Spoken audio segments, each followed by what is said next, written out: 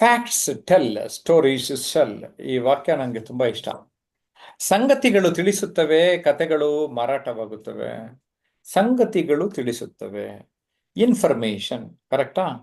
Information ಅನ್ನ ನಾವು ಇರೋ ಹಂಗೆ ಹೇಳ್ತೀವಿ, ಅದು ಇನ್ಫಾರ್ಮೇಶನ್ ಆಗಿ ಯಥಾವತ್ತಾಗಿ ತಗೋತೀವಿ. ಆದರೆ ಅದೇ ಇನ್ಫಾರ್ಮೇಶನ್ ಅನ್ನ ನಾವು ಕಥೆಯ ರೂಪದಲ್ಲಿ ಹೇಳಿದರೆ ಹಿಂಗೆ ಇಂಟ್ರೆಸ್ಟ್ ಇಂದ ಹಿಂಗೆ ಕೇಳ್ತೀವಿ ಅಷ್ಟೇ. ಅಷ್ಟೇ ಅಲ್ಲ, ಈ ಸ್ಟೋರಿ ಟೆಲ್ಲಿಂಗು ಮಾರಾಟನೂ ಆಗುತ್ತೆ, ಜಾಸ್ತಿ ಜನ ನೋಡ್ತಾರೆ, ನಿಮ್ಮ ಮಾತು ಕೇಳ್ತಾರೆ. ನಿಮ್ಮ ಭಾಷಣದಲ್ಲಿ, ನಿಮ್ಮ ದೈನಂದಿನ ಚಟುವಟಿಕೆಗಳಲ್ಲಿ ಎಲ್ಲೆಲ್ಲಿ ಸಾಧ್ಯವೋ ಚುಟುಕಾಗಿ ಕಥೆಯ ರೂಪದಲ್ಲಿ ಹೇಳುವ ಶೈಲಿಯನ್ನ ಅಭ್ಯಾಸ ಮಾಡಿಕೊಳ್ಳಲಿ ಎನ್ನುವುದಷ್ಟೇ ನನ್ನ ಉದ್ದೇಶ. ಗೊತ್ತಾಯ್ತು? ಹಾಗಾಗಿ ನಮ್ಮ ಆನ್ಲೈನ್ ಕ್ಲಾಸ್ನಲ್ಲಿ ಇರೋರಿಗೆಲ್ಲ ಒಂದು ಅಸೈನ್ಮೆಂಟ್ ಕೊಟ್ಟಿನಿ, ಈ ವಿಷಯದ ಬಗ್ಗೆ ಮಾತಾಡಿ ಅಂತ. ನೇತ್ರಾವತಿ ಯೋಗ ಶಿಕ್ಷಕಿಗೆ ನಿರೂಪಣೆ ಮಾಡಕ್ ಕೊಟ್ಟಿದ್ದೀನಿ. Yes, over to Netravati. Thank you sir. ಎಲ್ಲರಿಗೂ ನಮಸ್ಕಾರ. ನಾವಿರುವುದು ಈಗ ಜಯಪ್ರಕಾಶ್ ನಾಗತೇಳಿ ಯೂಟ್ಯೂಬ್ ಚಾನಲ್ನಲ್ಲಿ. ನಾನು ಸರ್ ಅವರು ಕೆಲವೊಂದು ವಿಷಯಗಳನ್ನು ಕೊಟ್ಟಿದ್ದಾರೆ. ಸಂಗತಿಗಳು ತಿಳಿಸುತ್ತವೆ, ಕಥೆಗಳು ಮಾರಾಟವಾಗುತ್ತವೆ ಅಂತ ಹೇಳಿ. ನಾನು ಇದೇ ರೀತಿ ಸಂಗತಿಗಳು ಅಂದ್ರೆ ಈಗ ಒಂದು ಆಟೋಗ್ರಾಫ್ ಟೈಪ್ ಎಲ್ಲರೂ ತಮ್ಮ ಜೀವನ ಚರಿತ್ರೆ ಬರೀತಿರ್ತಾರ, ತಮ್ದು ಏನ್ ಅನಿಸಿರ್ತದ, ತಮ್ಮ ಘಟನೆಗಳನ್ನು ತಾವು ಯಾವ ತರ ಸಾಧನೆ ಮಾಡಿದೆವು ಅನ್ನೋದು ಪ್ರತಿಯೊಂದನ್ನು ಹೇಳ್ತಾ ಒಂದು ಕಥೆಯ ರೂಪದಲ್ಲಿ ಬರೆದಿಟ್ಟಿರ್ತಾರೆ. ಪ್ರತಿಯೊಬ್ಬರದು ಜೀವನ ಒಂದು ಕತೆ ಇದ್ದಂಗಂತ ಕಥೆಯ ರೂಪದ ಒಂದು ಇದನ್ನೇ ಅಂತ ಹೇಳಕ್ ಇಷ್ಟಪಡ್ತೀನಿ. ಮತ್ತೆ ಈಗ ನಾನು ಇದೇ ವಿಷಯದ ಬಗ್ಗೆ ಚರ್ಚೆ ಮಾಡ್ತಾ ಇರ್ತೀನಿ. ನಾನು ಸ್ನೇಹಿತರಾದಂತ ಅನಂತ ಕೃಷ್ಣ ಸರ್ ಅವರು. ನಮಸ್ತೆ ಸರ್. ನಮಸ್ಕಾರ ಮೇಡಮ್, ಎಲ್ಲರಿಗೂ ನಮಸ್ಕಾರ. ಸಂಗಾತಿಗಳು ತಿಳಿಸುತ್ತವೆ, ಕಥೆಗಳನ್ನು ಮಾರಾಟವಾಗುತ್ತವೆ. ಎಸ್ ಮೇಡಮ್, ನಾವು ಪ್ರತಿದಿನ ಪ್ರತಿ ಜೀವನದಲ್ಲಿ ನಾವು ಪ್ರತಿಯೊಂದು ಮಾತಿನಿಂದನೇ ಜೀವನ ಸ್ಟಾರ್ಟ್ ಮಾಡ್ತೀವಿ. ಪ್ರತಿಯೊಂದು ಭಾವನೆ ವ್ಯಕ್ತಪಡಿಸೋದಕ್ಕೂ ಏನೇ ಮಾಡೋದಕ್ಕೂ ಕೂಡ ನಾವು ಮಾತೆ ಅಂದ್ರೆ ಯಾವುದೇ ಒಂದು ಸಂಗತಿಯನ್ನು ನಾವು ಮಾತಾಡ್ತೀವಿ, ಎಲ್ಲರ ಜೊತೆ ಮಾತಾಡ್ತೀವಿ. ಅದನ್ನ ನಾವು ಒಂದು ಕಥೆಯ ರೂಪವಾಗಿ ಕೂಡ ಮಾರ್ಪಟ್ಟು ಮಾತಾಡ್ಬೋದು.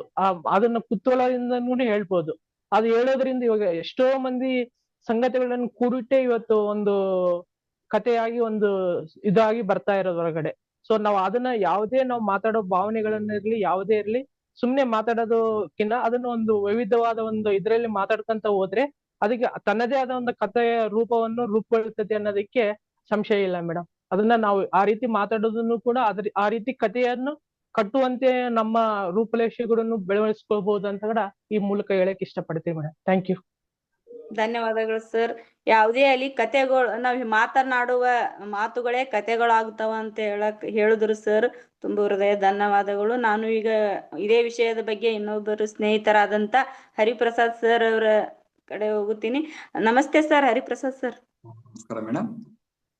ಕತೆಗಳು ಸಂಗತಿಗಳು ತಿಳಿಸುತ್ತವೆ, ಕತೆಗಳು ಮಾರಾಟವಾಗುತ್ತವೆ ಅಂತಕ್ಕಂಥ ವಿಷಯ ಬಹಳ ಸೂಕ್ತವಾಗಿರುವಂತದ್ದು. ಏನೋ ವಿಷಯಗಳು ಎಲ್ಲರಿಗೂ ಸಹ ಗೊತ್ತಿರ್ತವೆ, ಅದಕ್ಕೆ ಒಂದು ರೂಪ ಕೊಡಬೇಕು ಅಂತಕ್ಕಂಥದ್ದು ಅದರ ಉದ್ದೇಶ. ನಾವು ಸಾಮಾನ್ಯವಾಗಿ ಏನೊಂದು ಜೇಡಿ ಮಣ್ಣನ್ನು ತಗೊಂಡಂತ ಸಂದರ್ಭದಲ್ಲಿ ಜೇಡಿ ಮಣ್ಣ ಆಗಿರ್ತದದು, ಅದಕ್ಕೆ ಸ್ವಲ್ಪ ಒಂದು ರೂಪ ಕೊಟ್ಟು ಅದಕ್ಕೆ ಅಲಂಕಾರ ಮಾಡಿ ಒಂದು ಚಿಕ್ಕ ಒಂದು ಗೊಂಬೆಯ ಒಂದು ಹಕ್ಕಿ ರೂಪದಲ್ಲಿ ಕೊಟ್ರೆ ಅದು ಬಹಳ ಮಾರಾಟವಾಗುತ್ತೆ. ಹಂಗೆ ನಮ್ಗೆ ಗೊತ್ತಿರುವಂತ ವಿಷಯಗಳು ಅಷ್ಟೇ, ಏನೋ ಒಂದು ಅಷ್ಟು ಸಂಗತಿಗಳು ಗೊತ್ತಿರ್ತವೆ ಎಲ್ಲರಿಗೂ, ಅದಕ್ಕೊಂದು ರೂಪ ಕೊಡಬೇಕು. ಏನಂತಂದ್ರೆ ಒಂದು ಅಲಂಕಾರಿಕವಾಗಿ ಅದು ಭಾವನೆ ಅದಕ್ಕೆ ಭಾವ ತುಂಬಿಸಿ ಅದಕ್ಕೆ ಒಂದು ಭಾಷೆಯನ್ನ ವ್ಯಕ್ತಪಡಿಸಿ ಎಲ್ಲರೂ ಮೆಚ್ಚುವಂತೆ ಅದನ್ನ ಒಂದು ಅಲಂಕಾರಿಕವಾಗಿ ಒಂದು ಭಾಷೆಯನ್ನು ಅಲಂಕಾರಿಕವಾಗಿ ಭಾಷಿಕವಾಗಿ ಒಂದು ರೂಪ ಕೊಟ್ಟಿದೀವಿ ಅಂತಂದ್ರೆ ಅದು ಮಾರಾಟ ಆಗ್ತವೆ, ಅದು ನಮ್ಗೆ ಹಣ ಬರ್ತದೆ ಅಂತಕ್ಕಂಥ ಇದ್ರ ಉದ್ದೇಶ ಅಷ್ಟೇ. Thank you madam. ಧನ್ಯವಾದಗಳು ಸರ್.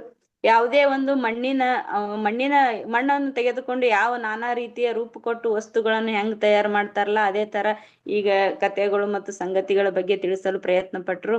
ಈಗ ನಾವು ಮುಂದೆ ಹೋಗ್ತಿರೋದು ಈಗ ರಮೇಶ್ ಸರ್ ಅವ್ರ ಹತ್ರ, ಅವರೊಬ್ರು ಏನ್ ಮಾತಾಡ್ತಾರೆ, ಇದ್ರ ಜೊತೆ ಏನ್ ಚರ್ಚೆ ಮಾಡ್ತಾರೆ ಈ ವಿಷಯದ ಬಗ್ಗೆ ಅಂತ ಕೇಳೋಣ. ನಮಸ್ತೆ ಸರ್. ನಮಸ್ತೆ ಮೇಡಮ್. ಸಂಗತಿಗಳು ತಿಳಿಸ್ತವೆ, ಕಥೆಗಳು ಮಾರಾಟವಾಗುತ್ತವೆ. ನಾವ್ ಆಗಿನ ಕಾಲಕ್ಕೆ ಹೋಲ್ಸ್ಕೊಂಡ್ರೆ ಬುದ್ಧನ್ಗೆ ಸಾಕಷ್ಟು ವಿಚಾರಗಳು ತಿಳಿಯುತ್ತವೆ.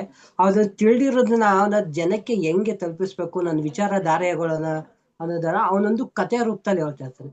ಈ ಕಥೆ ರೂಪದಲ್ಲಿ ಹೇಳ್ತಾ ಇರೋದ್ರಿಂದ ಕೇಳೋರ್ಗೆ ಅರ್ಥ ಆಗ್ತಾ ಇರುತ್ತೆ ಏನ್ ಹೇಳ್ತಾ ಇದ್ದಾನೆ, ಅದ್ ಅರ್ಥ ಏನು, ತಾತ್ಪರ್ಯ ಏನು ಅಂತ ಅವನು ಎಕ್ಸ್ಪ್ಲೇನ್ ಮಾಡೋದ್ರ ಅವಶ್ಯಕತೆನೇ ಇರಲ್ಲ. ಆದ್ರಿಂದ ನಾವ್ ಏನೇ ಮಾತಾಡೋದ್ನಾದ್ರು ಯಾವ್ದೇ ಟಾಪಿಕ್ ಬಗ್ಗೆ ಅಲ್ಲಿ ಮಾತಲ್ಲಿ ಹೇಳದ್ನಂದ್ರೆ ಕನ್ವಿನ್ಸ್ ಆಗೋದು ಕಡಿಮೆ, ಅರ್ಥ ಆಗೋದು ಕಡಿಮೆ. ಅದೇ ಒಂದು ಕಥೆ ರೂಪದಲ್ಲಿ ಹೇಳಿದಾಗ ಅದು ಕೇಳೋರ್ಗೆ ಆಗ್ಲಿ ಮೈಂಡ್ ಅಲ್ಲಿ ಹೋಗಿ ಕುಂತ್ಕೊಳ್ಳುತ್ತೆ. ಇವನ್ ಇದೇ ಮ್ಯಾಟ್ರ್ ಹೇಳ್ತಾ ಇದ್ದಾನೆ, ಇದೇ ವಿಷಯ ಸಂಬಂಧಪಟ್ಟಂಗೆ ಮಾತನಾಡ್ತಿದೆ ಅಂತ ತಿಳ್ಕೊಂಡಾಗ ಅವ್ರಿಗೆ ತುಂಬಾ ಖುಷಿ ಆಗುತ್ತೆ. ಆದ್ರಿಂದ ಸಂಗತಿಗಳು ಏನೇ ಇರ್ಲಿ ಅದನ್ನ ನಾವು ಕತೆ ರೂಪದಲ್ಲಿ ಹೇಳಕ್ಕೆ ಟ್ರೈ ಪಡ್ಬೇಕು ಅನ್ನೋದೇ ತುಂಬಾ ಸೊಗಸಾಗಿರುತ್ತೆ. ಧನ್ಯವಾದಗಳು ಸರ್. ಗೌತಮ ಬುದ್ಧರ ಉದಾಹರಣೆ ತಗೊಂಡು ಅದ್ ಸಂಗತಿಗಳು ಹೆಂಗ್ ಹೇಳ್ತಾವ ಮತ್ತು ಕತೆಗಳ ರೂಪದಲ್ಲಿ ಹೇಳುದ್ರಿಂದ ಮನುಷ್ಯನಿಗೆ ಹೆಂಗ್ ಅರ್ಥ ಆಗ್ತದ ಅಂತ ಹೇಳಿ ತಿಳಿಸಲು ಪ್ರಯತ್ನಿಸಿದರು. ಧನ್ಯವಾದಗಳು ಅವರಿಗೆ. ನಾವು ಈಗ ಮಾಲತಿ ಮೇಡಮ್ ಅವ್ರನ್ನ ಮಾತಾಡ್ಸೋಣ. ನಾವ್ ಇನ್ನೊಬ್ರು ನಮ್ಮ ಸ್ನೇಹಿತರಾದಂತ ಮಾಲತಿ ಮೇಡಮ್ ಅವರು. ನಮಸ್ತೆ ಮಾಲತಿ ಮೇಡಮ್ ಅವ್ರಿ. ನಮಸ್ತೆ ನೇತ್ರ ಮೇಡಮ್. ಸಂಗತಿಗಳು ತಿಳಿಸುತ್ತದೆ, ಕತೆಗಳು ಮಾರಾಟವಾಗುತ್ತದೆ ಅನ್ನೋ ಒಂದು ವಿಷಯ ತುಂಬಾ ಚೆನ್ನಾಗಿದೆ. ಸಂಗತಿ ಅಂದ್ರೆ ಯಾವುದೇ ಒಂದು ವಿಚಾರ ನಮ್ಗೆ ಅದು ಮಾಹಿತಿಯನ್ನ ಕೊಡುತ್ತೆ, ನಿಖರವಾದ ಒಂದು ಜ್ಞಾನವನ್ನ ಕೊಡುತ್ತೆ. ಅದಿಷ್ಟೇ ವಿಷಯ ಅನ್ನುವಂಥದ್ದು ನಮ್ಗೆ ತಿಳ್ಕೊಳ್ತೀವಿ. ಆದ್ರೆ ಅದು ನಮ್ಮ ಮನಸ್ಸು ಮತ್ತು ಹೃದಯವನ್ನ ತಟ್ಟಬೇಕು ಅಂದ್ರೆ ಕಥಾರೂಪದಲ್ಲಿದ್ದಾಗ ಮನಸ್ಸು ಮತ್ತು ಹೃದಯವನ್ನ ತಟ್ಟುತ್ತೆ, ಮತ್ತೆ ನಮ್ಮ ಮೇಲೆ ಹೆಚ್ಚಿನ ಪ್ರಭಾವವನ್ನ ಬೀರುತ್ತೆ. ಮತ್ತೆ ಕಥಾರೂಪದಲ್ಲಿ ಒಂದು ಸಂಗತಿಯನ್ನ ವಿಚಾರವನ್ನ ಕೊಟ್ಟಾಗ ಹೆಚ್ಚು ಕಾಲ ನೆನಪಿನಲ್ಲಿ ಇರುತ್ತೆ. ಮತ್ತೆ ಅದಕ್ಕೆ ನಾವು ನಮ್ಮ ಒಂದು ಜೀವನಕ್ಕೆ ಹೊಂದಿಕೆ ಮಾಡ್ಕೊಳ್ತಾ ಅದನ್ನ ನಾವು ಬೇಗ ಅಡಾಪ್ಟ್ ಮಾಡ್ಕೊಳ್ಳೋಕೆ ಕಾರಣ ಆಗುತ್ತೆ. ಆದ್ರಿಂದ ಸಂಗತಿಗಳು ತಿಳಿಸುತ್ತದೆ ಕೇವಲ ನಮ್ಗೆ ವಿಷಯವನ್ನ ರವಾನೆ ಮಾಡುತ್ತಷ್ಟೇ. ಆದ್ರೆ ಕತೆಗಳ ರೂಪದಲ್ಲಿ ಅದೇ ವಿಷಯವನ್ನ ಹೇಳಿದಾಗ ನಮ್ಮ ಮನಸ್ಸಲ್ಲಿ ಆಳವಾಗಿ ಅದು ಬೇರೂರುತ್ತೆ, ಮತ್ತೆ ನಮ್ಮ ಮೇಲೆ ಅದು ಪ್ರಭಾವವನ್ನ ಬೀರುತ್ತೆ. ಆದ್ರಿಂದ ಅದು ಮಾರಾಟನೂ ಆಗುತ್ತೆ ಅಂತ ಬೇಗ ಅದೇನಾಗುತ್ತೆ, ಜನರಿಂದ ಜನರಿಗೆ ಅದು ಇದು ರವಾನೆ ಆಗಕ್ಕೆ ಸ್ಟಾರ್ಟ್ ಆಗುತ್ತೆ, ಬೇಗ ಹರಡುತ್ತೆ ಅಂತ. ಸಂಗತಿ ಬೇಗ ಅಷ್ಟು ಕುತೂಹಲವನ್ನ ಆಸಕ್ತಿಯನ್ನ ಕೆರಳಿಸಲ್ಲ, ಕತೆಗಳು ಬೇಗ ಕುತೂಹಲವನ್ನ ಆಸಕ್ತಿಯನ್ನ ಕೆರಳಿಸುತ್ತೆ ಅಂತ ಹೇಳ್ತೀನಿ. ಧನ್ಯವಾದಗಳು ನೇತ್ರ ಮೇಡಮ್. ಧನ್ಯವಾದಗಳು ಮೇಡಮ್. ಸಂಗತಿಗಳು ಮತ್ತು ಕತೆಗಳು ರೂಪದಲ್ಲಿ ಕುತೂಹಲವನ್ನು ನಿರ್ಮಾಣ ಮಾಡ್ತಾವ ಅಂತ ಹೇಳಿ ತಮ್ಮದೇ ಆದಂತ ಶೈಲಿಯಲ್ಲಿ ತುಂಬಾ ಚೆನ್ನಾಗಿ ಹೇಳಿದ್ರು ಮೇಡಮ್ ಅವರು. ತುಂಬ ಹೃದಯದ ಧನ್ಯವಾದಗಳು. ಇದೇ ವಿಷಯದ ಬಗ್ಗೆ ನಾವು ಕಟ್ಟೆ ಹರಿಸ್ವಾಮಿ ಅವರು ನಮ್ಮ ಸ್ನೇಹಿತರಾದ ಅವ್ರು ಏನ್ ಹೇಳ್ತಾರಂತ ಕೇಳೋಣ. ನಮಸ್ತೆ ಸರ್. ನಮಸ್ತೆ ಮೇಡಮ್. ಸಂಗತಿಗಳು ತಿಳಿಸುತ್ತವೆ, ಕಥೆಗಳು ಮಾರಾಟವಾಗುತ್ತವೆ. ನಿಜ, ನಮ್ಮ ಜೀವನದಲ್ಲಿ ಸಂಭವಿಸುವ ಘಟನೆಗಳು, ಅನುಭವಗಳು ಇತರರಿಂದ ನಾವು ಹೆಚ್ಚು ಕಲಿತಾ ಹೋಗ್ತೀವಿ. ಇವು ಈ ಸಿದ್ಧಾಂತಗಳು, ನಂಬಿಕೆಗಳು ಅನುಭವಗಳ ಮೂಲಕ ರೂಪದಲ್ಲಿ ಹೇಳಿದಾಗ ಇದು ಕಥೆಯ ಮೂಲಕ ಮಾರಾಟವಾಗ್ತದೆ. ಈಗಿನ ಕಾಲದಲ್ಲಿ ನಾವು ನೋಡ್ಬೋದು, ಕಥೆಗಳಿಗೆ ಮೌಲ್ಯ ಹೆಚ್ಚಾಗಿರ್ತದೆ. ಈ ಕಥೆಗಳ ಮೂಲಕ ಸಾಮಾಜಿಕ ಮಾಧ್ಯಮಗಳಲ್ಲಿ, ಸಾರ್ವಜನಿಕ ವೃತ್ತಗಳಲ್ಲಿ ಒಂದು ಬಯಲು ನಾಟಕ ಮೂಲಕ ನಡೆದಂಥ ಘಟನೆಗಳನ್ನ ನಾಟಕದ ಮೂಲಕ ಜನರು ಇವತ್ತು ನಮಗೆ ಪ್ರದರ್ಶನ ಮಾಡಿ ತೋರಿಸ್ತಾರೆ. ಹಾಗಾಗಿ ಉದಾಹರಣೆ, ಈಗ ಸಾಕಷ್ಟು ಟಿವಿಗಳಲ್ಲಿ ನಾವು ನೋಡ್ಬೋದು ಕಥೆಗಳು. ಈಗ ದೈನಂದಿನ ಜೀವನದಲ್ಲಿ ನಾವು ಮಾಡುವಂತ ಜೀವನದಲ್ಲಿ ಏನ್ ನಾವು ಮಾಡ್ತಾ ಇದೀವಲ್ಲ ಅದನ್ನೇ ಇವತ್ತೊಂದು ಧಾರಾವಾಹಿಗಳ ಮೂಲಕ, ಹಾಗೆ ಸಿನಿಮಾಗಳ ಮೂಲಕ ನಾವು ನೋಡ್ಬೋದು. ಹಾಗಾಗಿ ಈ ಕತೆ ಎಂಬುದು ತುಂಬಾ ಮುಖ್ಯ ಆಗ್ತದೆ. ಹಾಗಾಗಿ ಈ ಕತೆ ಇವತ್ತು ಅತ್ಯಂತ ಬೇಡಿಕೆ ಇರೋದ್ರಿಂದ ನಾವು ನಮ್ಮ ಸಂಗತಿಗಳು, ನಮ್ಮ ಅನುಭವಗಳನ್ನೇ ಇವತ್ತು ಆಧಾರವಾಗಿ ಇಟ್ಕೊಂಡು ನಾವು ಒಂದು ಕತೆಗಳ ಮೂಲಕ ನಾವು ಇದನ್ನ ಪ್ರಸ್ತಾಪ ಮಾಡ್ಬೋದು. ಹಾಗೆ ನಮ್ಮ ಒಂದು ಪುಸ್ತಕಗಳನ್ನ ಬರೀಬೋದು.